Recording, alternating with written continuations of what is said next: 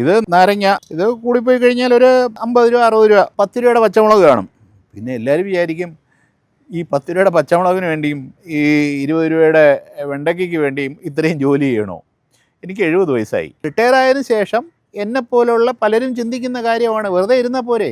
പക്ഷേ അതിനേക്കാൾ ഉപരി വേറൊരു കാര്യമുള്ളത് നമ്മുടെ ആരോഗ്യം. പക്ഷേ ദിവസം ഞാൻ 3ാമത്തെ നില വരെ ചവിട്ടി കയറുന്നുണ്ട്. ദിവസം ഒരു 4 പ്രാവശ്യം 5 പ്രാവശ്യമൊക്കെ കയറാറുണ്ട്.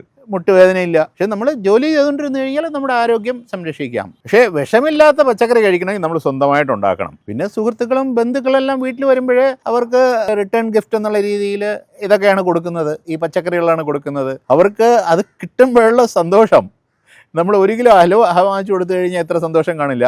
എൻ്റെ പേര് ഹരികുമാർ. ഞാൻ ഡൽഹി ഗവൺമെൻറ്റിൽ വർക്ക് ചെയ്യുമായിരുന്നു.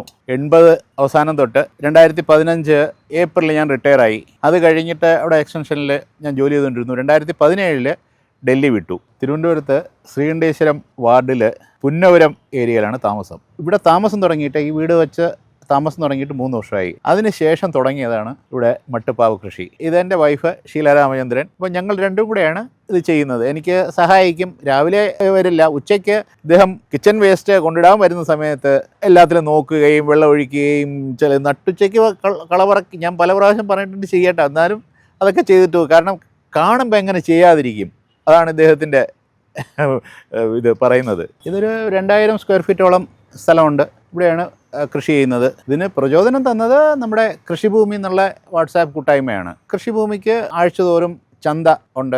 ഞായറാഴ്ച രാവിലെ 9:30 തുടങ്ങി 15 മിനിറ്റ് കൊണ്ട് എല്ലാവരും കൊണ്ട്, എന്നെപ്പോലെ കൃഷി ചെയ്യുന്നവരാണ്, റിട്ടയർ ആയവരാണ്. കൃഷി ചെയ്ത് വീട്ടിലെ ആവശ്യത്തിന് എടുത്തിട്ട് ബാക്കി അവിടെ കൊണ്ടുവന്ന് വിൽക്കും. എന്നാലാകുന്നതെല്ലാം ചെയ്യുന്നുണ്ട്. സപ്പോർട്ട് ചെയ്യാൻ വേറെ ആരുമില്ല. പിന്നെ ഈ സ്റ്റാൻഡ് വെച്ചിരിക്കുന്നത് കൊണ്ടുള്ള പ്രധാന പ്രയോജനം എന്ന് പറഞ്ഞാൽ, നമ്മളെ കുനിഞ്ഞിടന്ന് ഇപ്പോൾ ഇതിനകത്ത് ഒരെണ്ണം വന്നു കഴിഞ്ഞാൽ ഇങ്ങനെ ചെയ്യണം, ഇതത് വേണ്ട. എന്തെങ്കിലും ഉണ്ടെങ്കിൽ അതാ ഇല പറിക്കാനും മഞ്ഞച്ച ഇലകളെ പറിച്ച് നീക്കാനും ഇതിൽ വെള്ളം ഒഴിക്കാനും അതൊക്കെ സാധിക്കും. ഇത് ചാണകത്തിൻ്റെ കൂടെ വന്നൊരു പ്ലാന്റാണ്. അത് വളർന്നു വന്നു, പറിച്ച് കളഞ്ഞില്ല. വളർന്നു വന്ന് വന്നപ്പോഴത്തേക്ക് നല്ല ഭംഗിയുണ്ട്.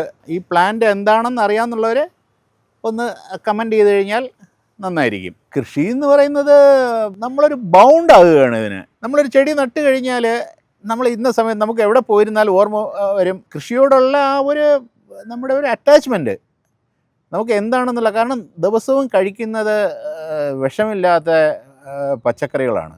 അതുകൊണ്ട് നമുക്ക് ഒരു പരിധിവരെ കുറേ അസുഖങ്ങളെ നമുക്ക് മാറ്റി നിർത്താം.